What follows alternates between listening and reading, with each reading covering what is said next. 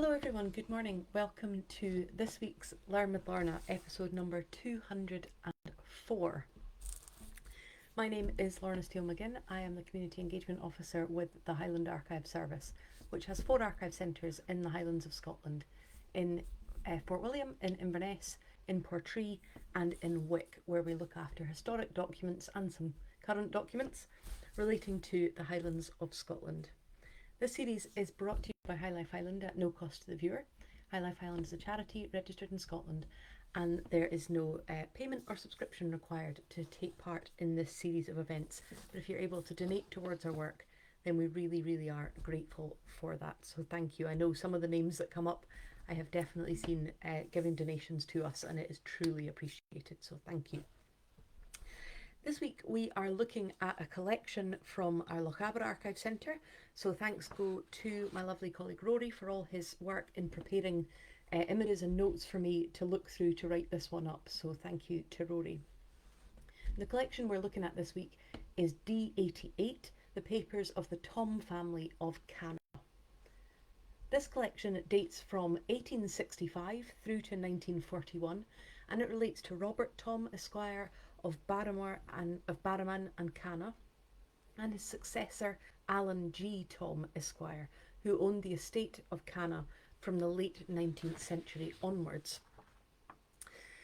This collection extends to one linear metre, and it includes a range of material such as writs and titles, leases and agreements, financial records and valuations, the records of Canna Pier, Canna Lighthouse and Beacon records, papers about the telegraphic services coming to the islands, and maps and plans. So first of all, let's locate ourselves, as usual, for anyone who's not familiar with the area, just so you know where these papers relate to. The Isle of Canna is part of the Small Isles, along with Sandy, which it adjoins, and the Small Isles form an archipelago within the Inner Hebrides, and Canna is the westernmost of those islands. So we're looking at a small island around about 4.5 miles by 1 mile on the west coast of Scotland, right at the southwestern end of the area that we cover in Highland. So the island was bought, or the estate of Canna was bought in 1881 by Robert Thom, who was a ship owner from Greenup, just outside Glasgow, and he bought the estate from the McNeils, who had been in possession from the 1780s onwards, and they had built Canna House, and that land had previously been in the hands of Clanranald. So it's changed hands, of course, as all or most properties do, held traditionally for a long time by Clanranald, then transferring to the McNeils, and then Robert Thom purchasing it in 1881. And the papers we're talking about today relate to the Thom family's years, around 70 years of ownership. We hold within this collection the estate particulars, showing what was advertised when Robert Thom bought the Canna estate in 1881. And here is an extract from the estate particulars. This very desirable property is situated in the parish of Small Isles, 9 miles southwest of Skye and 4 miles northwest of Rum, of which islands it commands magnificent views. It is within 6 hours' sail of Oban, which is by rail within 5 or 6 hours of Edinburgh or Glasgow.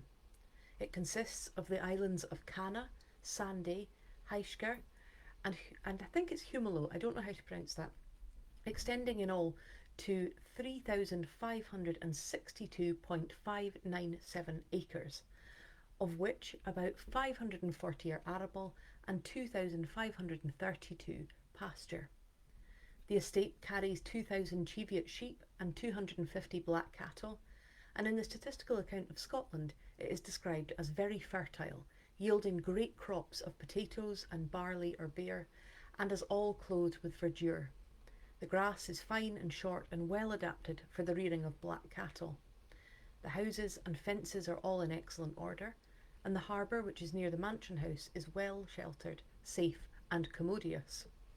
It goes on to talk about the different livestock and different things in the estate, but I just wanted to read one further extract from it. There is a schoolhouse and a post office on the estate, and a steamer carrying the mails calls once a week on its way to and from Glasgow.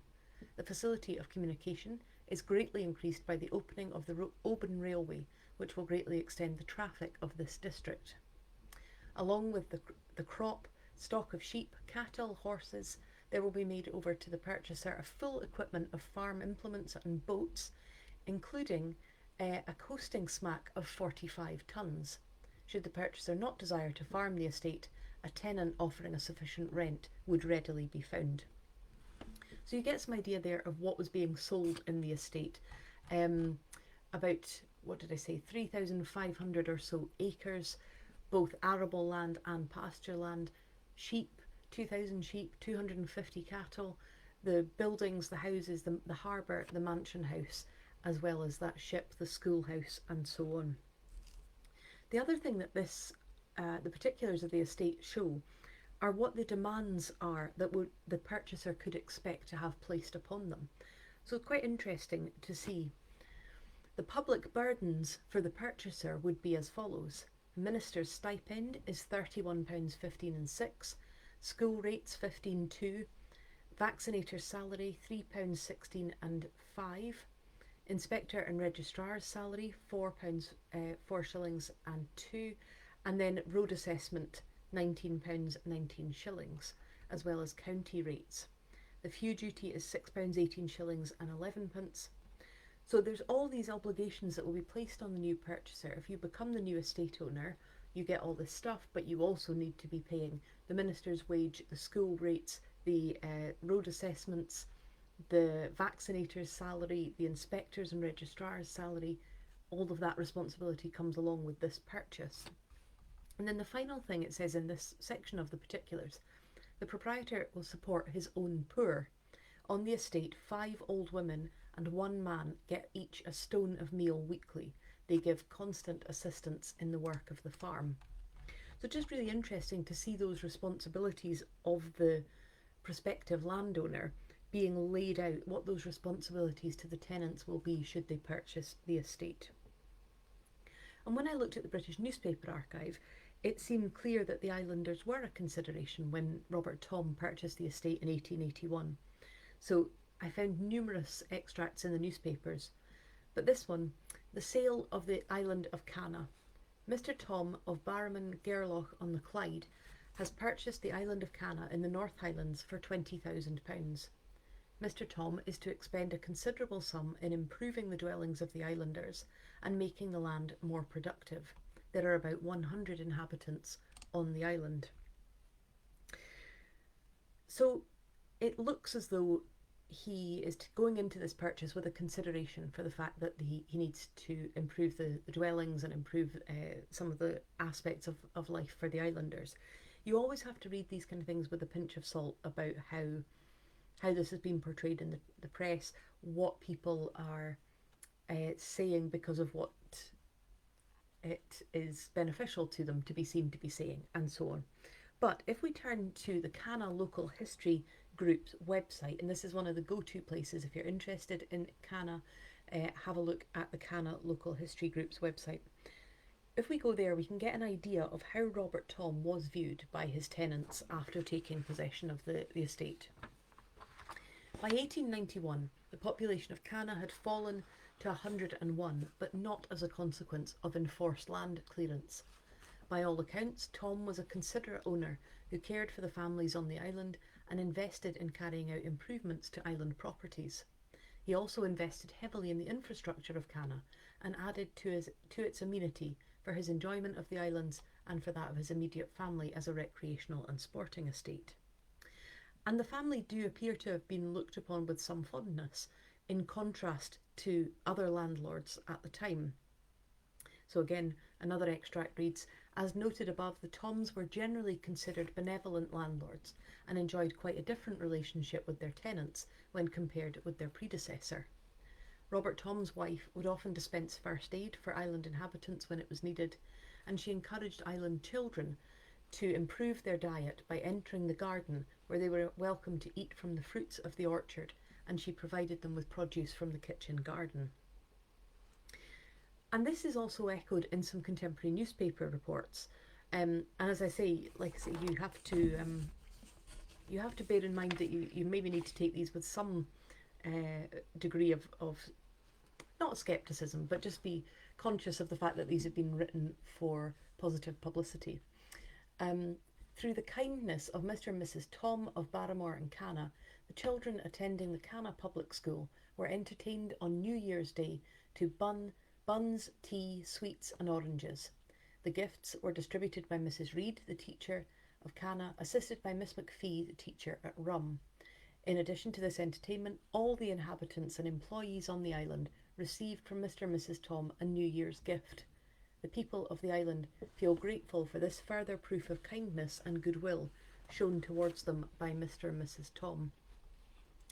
And then I found the most extraordinary article about the marriage of Robert and Robert's son, Alan. And again, we do see these in newspaper reports around big landowners getting married or big celebratory events. But the scale of this is amazing. Having listened to this when Robert's son Alan got married. The marriage of Mr. Thom Jr. Younger of Canna, rejoicing among islanders. The marriage of Mr. Alan Gilmore Thom, Younger of Canna, with Miss Cameron of Talisker, Isle of Skye, was solemnised at St Giles Cathedral, Edinburgh, on Wednesday the 12th. The Reverend Professor Story officiated. So the wedding's happening in Edinburgh. But as was common at the time, the tenants on the estate would have marked the landowners' kind of big family events. This auspicious event was celebrated in Canna by a bonfire and by a ball given and liberally supplied by the proprietor. The bonfire was erected on Compass Hill, the highest on the island. The situation, naturally very beautiful and affording an extensive view of the surrounding islands, rendered this display exceedingly pretty. It was very pleasing to notice the hearty goodwill with which the bonfire was put up in so singular a situation, and shows, though unconsciously, in a striking manner, the people's regard and esteem for their young landlord, among whom he has now, we believe, elected to make his home.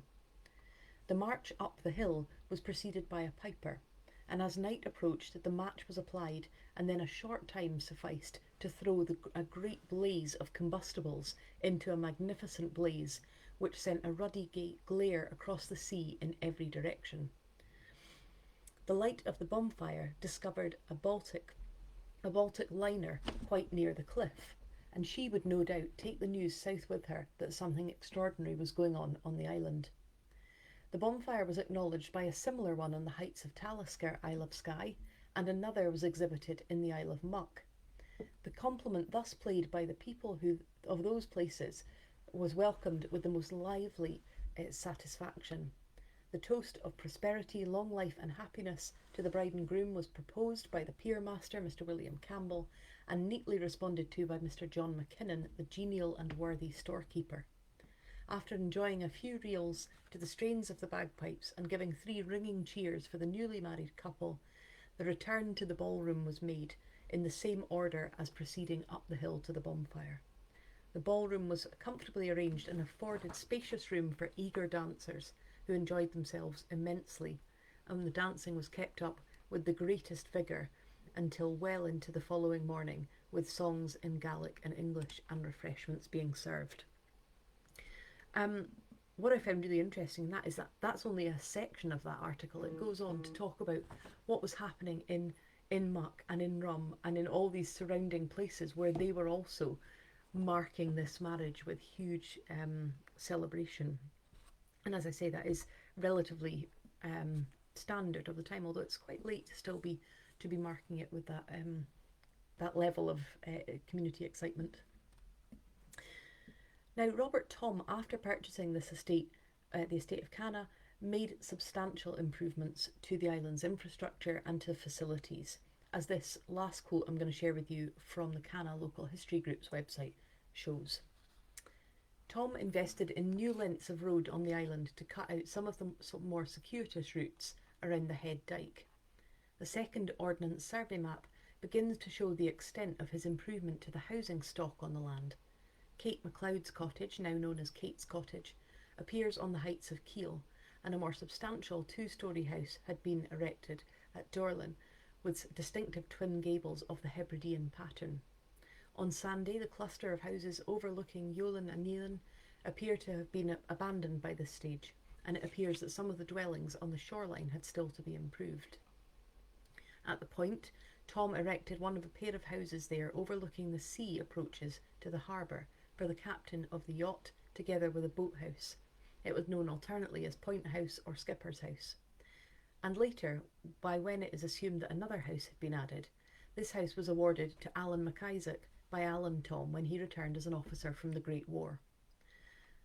There are buildings being built, there are sheds and infrastructure and all sorts of things going up. And when we look in our Thom family of Canna records that we hold at Lochaber, we can find evidence of all of these things. Evidence through minutes of agreement, minutes of lease, regarding the construction of new houses for tenants of the estates. So for instance, in 1892, 1893, we find paperwork recording a new house being built by Robert Thom for Neil McKinnon. So you can look through and find evidence of these improvements. And if you're interested in finding out who all those tenants were, the collection includes several valuations which list the tenants. But there is also in the collection evidence of more general sort of island-wide infrastructure as well as those houses for individuals. Financial papers give evidence of the cost of preparing tracings of plans, measuring areas of paths, roadways and things like that. Now, the farming practices on Canna were streamlined by the Thoms, who created a main farm at Runacour with a large set of buildings, the square, which incorporated places for cattle, for machinery and for equipment, and really not entirely but making much of the island into one big farm. And it's perhaps the construction of Canna Pier for which Robert Thom is most remembered today. And we hold copies of the contract, that the accounts and other paperwork that talk about the construction of Canna Pier. In 1892, he arranged for this new pier to be built by applying for a harbour order. And a harbour order was needed to allow construction of the pier to go ahead. And the Northern Chronicle records that application. And again, I'm going to read you one little section of it because it's such a very wordy legal document, as you might expect. But this gives you a flavour of it. Notice is hereby given that in pursuance of the provisions of the General Pier and Harbour Act 1861 and the General Pier and Harbour Act 1861 Amendment Act, application is intended to be made by Robert Thom Esquire, heritable proprietor of the island of Canna, to the Board of Trade. The application is looking to do the following: to authorise the promoter to make and maintain the following works, that is to say, the pier or quay being a reconstruction or enlargement of the existing pier on the harbour front, part of the estate of Canna belonging to the promoter. So it goes on to describe that where he's going to do it. So he's applying to make, maintain, develop this pier or quayside. Goes on to describe exactly where he will be building it, commencing at a point in the road leading to the existing pier in Canna Harbour, 66 yards or thereby south-southeast of the south-southwest corner of the fish curing house. So it goes on with further detail about exactly where this will be. But as well as you don't just construct a pier, obviously, it goes on to say that they will excavate the shore and the bed of the sea adjoining the pier to make and maintain all necessary embankments, walls, roads and approaches, wharves, warehouses, sheds, stores, cranes, mooring buoys, lights, water pipes and other works and conveniences in connection with the said pier, all of which will be situated in the parish of Small Isles and the county of Inverness. So you really get an idea of the scale of work that is required for this pier.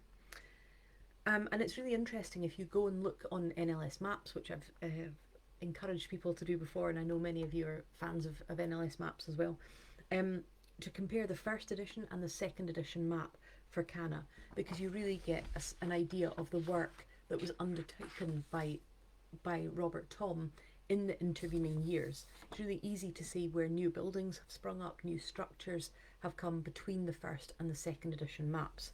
And it's particularly apparent around the harbour where Robert Thom's new pier was built.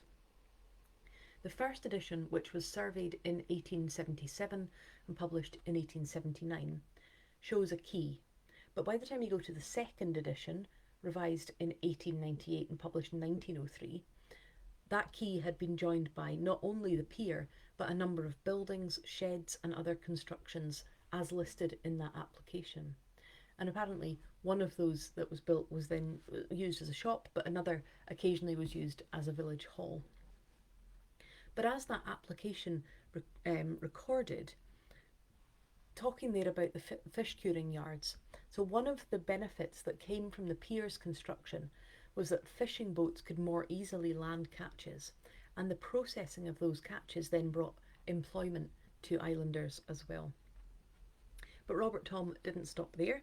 He constructed other buildings, as well as giving the approval for the very distinctive church to be built in Canna.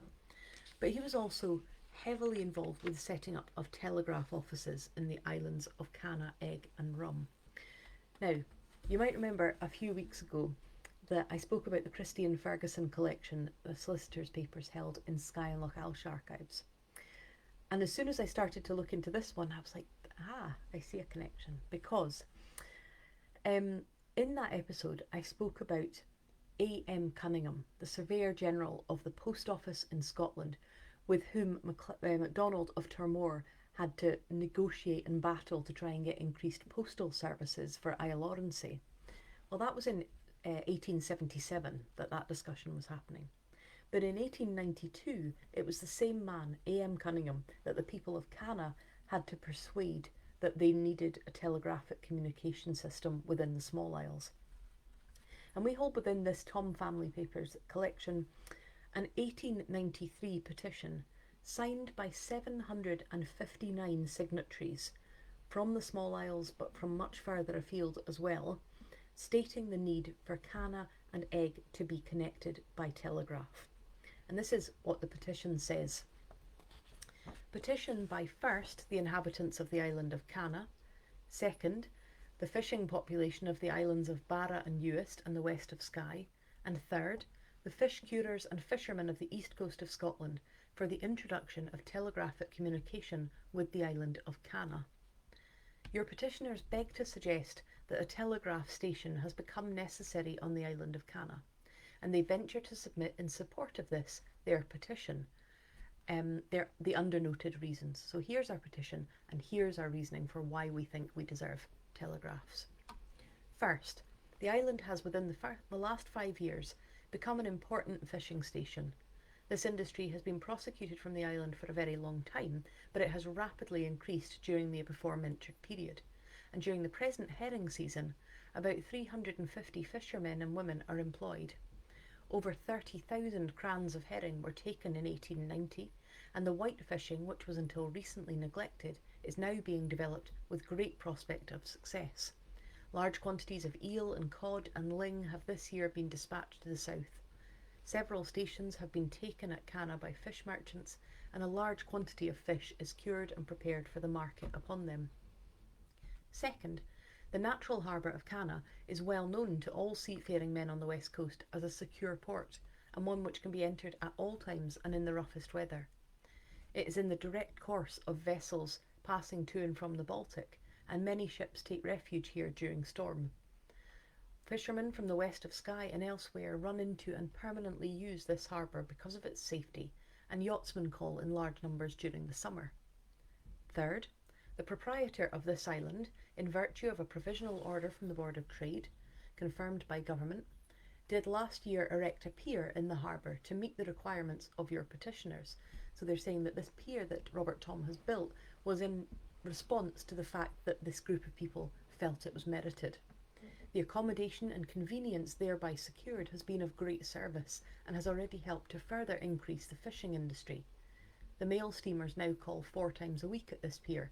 Other freight steamers come at regular intervals, and some carry cargoes of fish direct from Canna to the Baltic, to Fleetwood, Dublin and other places.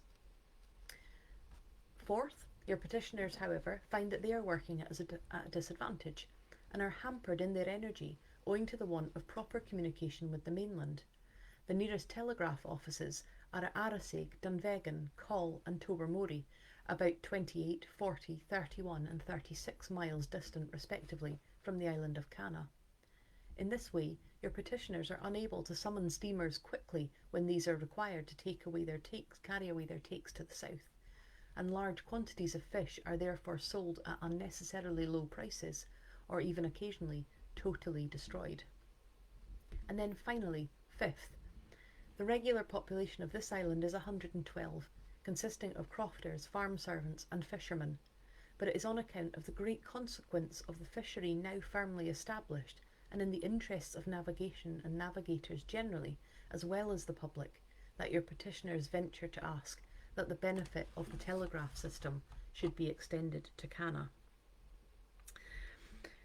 And we hold a copy of A.M. Cunningham's opinion that if they were to install telegraphic communications in Canna, a guarantee of £598 per annum, which works out at around £49,000 a year today, would be required for the next 7 years, and that every year the guarantors would be called upon to make up any deficit in revenue.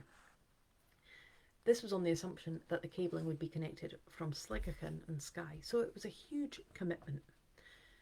And in the end, it was 1899 before a telegraph cable was laid to connect Egg, Rum, Skye and Canna to each other. And I found this letter in the Oban Times of February the 11th, 1899. This is a letter written by Donald Nicol, actually in Harley Street in London, and he says, "Dear Sirs, I shall be obliged if you will give space in your next issue to the enclosed letter from the GPO," and then the letter is recorded below. "Dear Mr. Nicol, I have much pleasure in informing you that a guarantee has now been given for a telegraph communication to be laid to the islands of Rum, Egg and Canna. This cable will be laid from Ardvassar in the island of Skye." So he's included the letter, and then he says that he wants to note into the Oban Times, "This important telegraphic extension could never have been accomplished without the generous assistance of the proprietors of the 3 islands, viz. Mr. Buller of Rum, Mr. Thom of Canna and Mr. Thompson of Egg. The guarantee demanded by the government was £598 per annum, of which, if no revenue, half had to be met by the guarantors and half by the GPO. Whatever revenue is earned will be deducted from the £598 and the deficiency will be paid equally by both parties. So it is clear that for some years a large liability will fall upon those 3 proprietors who have entered into this guarantee on terms arranged by themselves. The extension, when opened, will not only be of immense benefit to the residents on the islands, but also to the public, especially to the fishing and shipping interests." So it's really, I thought that was a really nice article, clear the fact that these 3 landowners have come together in response to these petitions from the fishing populations in and using the island, that this telegraphic communication system would make such a substantial difference that they're willing to back it from their own purse. Although it's clear from the papers of Robert's son Alan Thom that there continued to be discussions with the telegraph service over the subsequent decades. Robert Thom died in 1911, and we hold documents in our collection that show the purchase of the estate by his son Alan, purchased from his late father's trustees. And a valuation taken in 1911 on Robert's death reveals that despite all the work that had been undertaken, the estate's value had decreased. This is what it says. The evaluation done by Messrs Kidstons, Watson, Turnbull and Company in West Regent Street in Glasgow. "Dear Sirs, in accordance with the wishes of the trustees as conveyed in your letter of the 18th, I visited this estate and annexed you will find my valuation. The island has none of the sporting attractions which entice the usual investor in Highland property. There is neither fishing nor shooting, unless perhaps a little winter sport which, being dependent upon weather conditions, is consequently irregular and not sufficient to keep even one gun employed for any time. The place is really one large farm, suitable for a farmer with capital who would work it himself, and any attempted introduction of game would probably, even if successful, result in destruction of crops out of proportion to any possible revenue advantage from the shooting. Under the circumstances, the number of possible purchasers is very limited, and in arriving at the value of the estate, nothing can be added for amenities or for any other reason. Since the late Mr. Thom bought the island in 1881, the value of similar land has materially depreciated through general agricultural depression and from other causes. The mansion house and offices, the farmsteading and several other buildings all require repair, and an overhaul of the pier will be needed soon. So, quite a damning valuation of the estate. And if you remember, I think I said that Robert Thom had bought it for £20,000. This valuer valued it at £6,400, and incidentally that valuation also includes names of tenants. And Alan purchased the estate from his late father's trustees, but once he had paid out the shares to his sisters, he wasn't left with sufficient money to do the kind of developments and infrastructure and amenity work that his father had done. But he did stay in the island, and his sons, handily called Alan and Robert, also subsequently returned to join him there until his death in 1934. The Thoms would continue to own Canna until 1938, when Robert and Alan, the sons, sold it to John Lorna Campbell, younger of Inverness. And we hold the legal paperwork for this sale, showing that the purchase by John Lorna Campbell. And John Lorna Campbell and his wife, Margaret Fay Shaw, would spend the following decades again developing infrastructure and facilities, improving building construction, building maintenance and so on, but also would spend their time amassing an extensive collection of papers and objects, oral history recordings, photographs, research notes, songs, all sorts of things on various subjects, but particularly on Gaelic culture and folklore. And their collection now forms an archive and museum in Canna House in the Isle of Canna. And in 1981, I'm coming away from this collection now, but it seemed a bit wrong not to round off the story. In 1981, John Lorna Campbell and Margaret Fay Shaw gifted the island of Canna and the collection that they had amassed over those years to the National Trust for Scotland, in whose hands it remains today, although they carried on living there until their deaths in 1996 and 2004. As well as the Canna House collection, Canna is also now probably most famous for its bird population. There is still a human population, just a dozen or so people, but there are around 20,000 breeding seabirds on the island. It's a protected area. It's an area of scientific interest and as well as being an area of beauty.